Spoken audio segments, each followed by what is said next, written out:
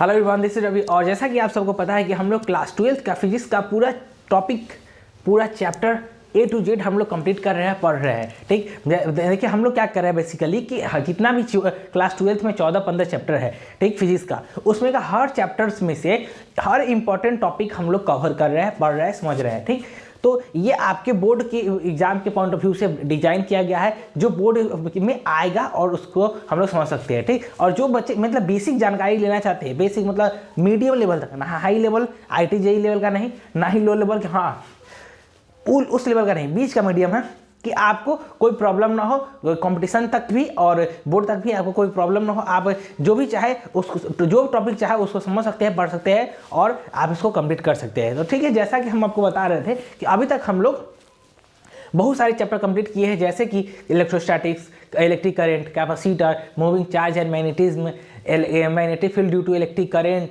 ये सब चैप्टर हम लोग कंप्लीट कर चुके हैं। और अभी हम लोग करेंटली डिस्कस कर रहे हैं इलेक्ट्रोमैग्नेटिक इंडक्शन पे। उसमें भी बहुत सारा टॉपिक हम लोग कर चुके हैं, जैसे कि magnetic flux, Faraday law of EMI, उसके बाद आपको लेंज लॉ हम लोग कंप्लीट कर चुके हैं सॉरी उसके बाद आज हम लोग करेंगे इंड्यूस इलेक्ट्रिक फील्ड। देखिए, इंड्यूस इलेक्ट्रिक फील्ड एक ऐसा टॉपिक है जो कि इलेक्ट्रोमैग्नेटिक इंडक्शन में ही आता है, इलेक्ट्रोस्टैटिक्स में नहीं आता है। ठीक, तो यहाँ पे हम लोग समझेंगे कि यह होता क्या है, यह कौन सा लॉ है, उसके बारे में सारा चीज़ जानकारी इसमें लेंगे और इसमें डिटेल में हम लोग समझेंगे। उससे पहले आप लोग क्या कर सकते हैं, वीडियो को लाइक करें, चैनल को सब्सक्राइब करें, बेल आइकन को दबाएं और वीडियो को लाइक करें, चैनल को शेयर करें ज़्यादा से ज़्यादा अपने दोस्तों के साथ। ठीक, तो इससे मुझे बेनिफिट होगा और हम मोटिवेट होते रहेंगे और आपको लोग के लिए नए नए वीडियो अच्छे टॉपिक पे लाते रहेंगे। जरूरी इंपॉर्टेंट जो भी आपको इंपॉर्टेंट हमको लगेगा आपके लिए हम वो लाते रहेंगे। ठीक है, चलिए स्टार्ट करते हैं। इंड्यूस इलेक्ट्रिक फील्ड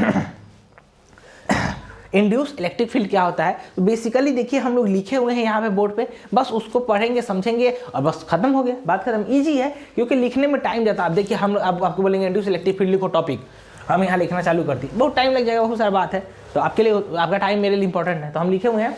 तो क्या लिखे हुए हैं देखिए, ध्यान दीजिए। The electric field appear in a close metallic loop during the electromagnetic induction when magnetic flux through it continuously changes is known as the induced electric field। अगर आपको बेसिक थोड़ा सा भी इंग्लिश आता होगा तो आपको यह डिफिनीशन समझ में आ गया होगा, लेकिन हम समझाएंगे क्योंकि फिजिक्स है। कह रहा है कि electric field appear in close metallic loop, ऐसा कोई भी इलेक्ट्रिक फील्ड जो कि क्लोज मेटालिक लूप में अपीयर हो, सामने आए। ठीक, कोई भी मेटालिक लूप में इलेक्ट्रिक फील्ड अपीयर हो, सामने आए। ठीक, उस ड्यूरिंग द इलेक्ट्रोमैग्नेटिक इंडक्शन, कब, जब इलेक्ट्रिक फील्ड इस मेटालिक लूप में कब आएगा, सामने आपको क्यों दिखेगा, जब इलेक्ट्रोमैग्नेटिक इंडक्शन हो रहा होगा। कब, जब इलेक्ट्रोमैग्नेटिक इंडक्शन हो रहा होगा तब। When magnetic flux through it is continuously changes, और उसमें जो मेटालिक लूप है, उसमें जो मैग्नेटिक फ्लक्स है वो लगातार चेंज कर रहा है, is known as induced electric field. उसी को हम लोग क्या कहेंगे, इंड्यूस इलेक्ट्रिक फील्ड कहेंगे। मतलब ऐसा इलेक्ट्रिक फील्ड जो कि इस मेटालिक लूप में प्रेजेंट है इलेक्ट्रोमैग्नेटिक इंडक्शन के द्वारा, जब इसका जो मैग्नेटिक फ्लक्स है इस मेटालिक लूप का, वह लगातार कंटिन्यूअसली चेंज कर रहा है, वैसा इलेक्ट्रिक फील्ड को हम लोग इंड्यूस इलेक्ट्रिक फील्ड कहेंगे। बात समझ में आया आप लोग को कि कोई भी मेटालिक लूप में जब इलेक्ट्रोमैग्नेटिक इंडक्शन प्रोसेस हो रहा होगा तब उसमें मैग्नेटिक फ्लक्स लगातार चेंज कर रहा होगा, और उस समय जो इलेक्ट्रिक फील्ड आपको सामने निकल के आएगा, जो आपको दिखाई देगा, उसी को हम लोग इंड्यूस इलेक्ट्रिक फील्ड कहेंगे। बस समझ में आया, उसी को हम लोग इंड्यूस इलेक्ट्रिक फील्ड कहेंगे। तो इसका एक फार्मूला, जनरल फार्मूला क्या हो जाएगा, integral of E dot DL equal to minus d∅dt, integral of E dot DL equal to minus d∅dt। यह फार्मूला आया कहाँ से, तो ये फार्मूला आया Faraday law of EMI, Faraday law of electromagnetic induction. आप लोग क्या कहिएगा कि इस टॉपिक को जाइए और पीछे जो लेक्चर होगा हम पढ़ाए हुए उसमें इलेक्ट्रोमैग्नेटिक इंडक्शन क्या होता है, Faraday law of electromagnetic induction, उसमें से आप लोग पढ़ सकते हैं, आपको कोई प्रॉब्लम नहीं होगा। तो ये रहा आपका इंड्यूस इलेक्ट्रिक फील्ड, ये रहा आपका जो भी बात हुआ। इंड्यूस इलेक्ट्रिक फील्ड क्या होता है, वो होता है जो होता है हम बता दिए। ठीक, क्या होता है कि ऐसा इलेक्ट्रिक फील्ड जो कि इलेक्ट्रोमैग्नेटिक इंडक्शन के दौरान किसी भी मेटालिक लूप पे जब मैग्नेटिक फ्लक्स चेंज कर रहा होगा, वो सामने आए ऐसा इलेक्ट्रिक फील्ड, उसी को हम लोग क्या कहेंगे, इंड्यूस इलेक्ट्रिक फील्ड कहेंगे। ठीक, अब हम लोग इसका प्रॉपर्टी डिस्कस करेंगे। उससे पहले आप लोग क्या कीजिए, इसको नोट डाउन कीजिए और हम उसके बाद बताते हैं कि इसका प्रॉपर्टी क्या है, इंड्यूस इलेक्ट्रिक फील्ड का प्रॉपर्टी क्या है। बात समझ में? इंड्यूस इलेक्ट्रिक फील्ड का प्रॉपर्टी क्या है ये हम आपको बताते हैं। तब तक लिए आपको इसको नोट डाउन करें। Note down it, notice please.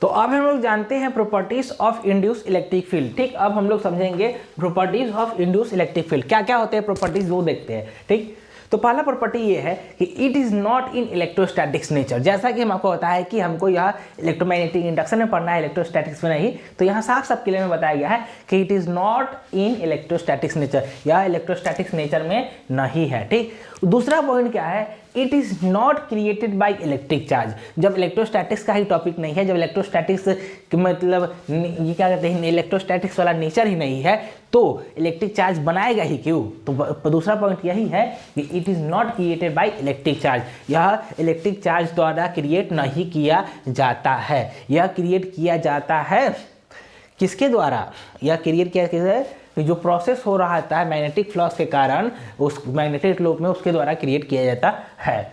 तीसरा point, it is not of conservative nature, और यह कंजर्वेटिव नेचर का नहीं होता है। बात समझ में है, it is not of conservative nature. बात समझ में आई आपको। तीसरा पॉइंट ये कहता है कि it is not of conservative nature, यह कंजर्वेटिव नेचर की तरह का नहीं होता है।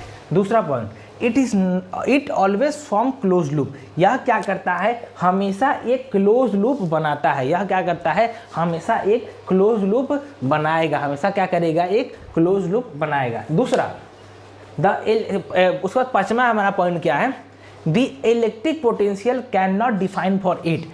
जब इलेक्ट्रोस्टैटिक्स में नहीं है, इलेक्ट्रिक चार्ज के द्वारा क्रिएट नहीं किया जाता है, तो इलेक्ट्रिक पोटेंशियल जो उसके लिए डिफाइन नहीं होगा, तो इलेक्ट्रिक पोटेंशियल भी इसके लिए डिफाइन नहीं होगा। बात समझ में आए, इसीलिए इसको इलेक्ट्रोमैग्नेटिक इंडक्शन में पढ़ते हैं, क्योंकि यहाँ पे इलेक्ट्रिक पोटेंशियल का भी कोई चर्चा, कोई बात नहीं है। तो बात समझ में आई कि the electric potential can not define for it, इसके लिए इलेक्ट्रिक पोटेंशियल डिफाइन नहीं है। बात समझ में आया आप लोग को। तो ये रहा आपको सारा जानकारी इंड्यूस इलेक्ट्रिक फील्ड के बारे में। नेक्स्ट लेक्चर में हम लोग मिलेंगे नेक्स्ट टॉपिक के साथ, नए इसी चैप्टर में।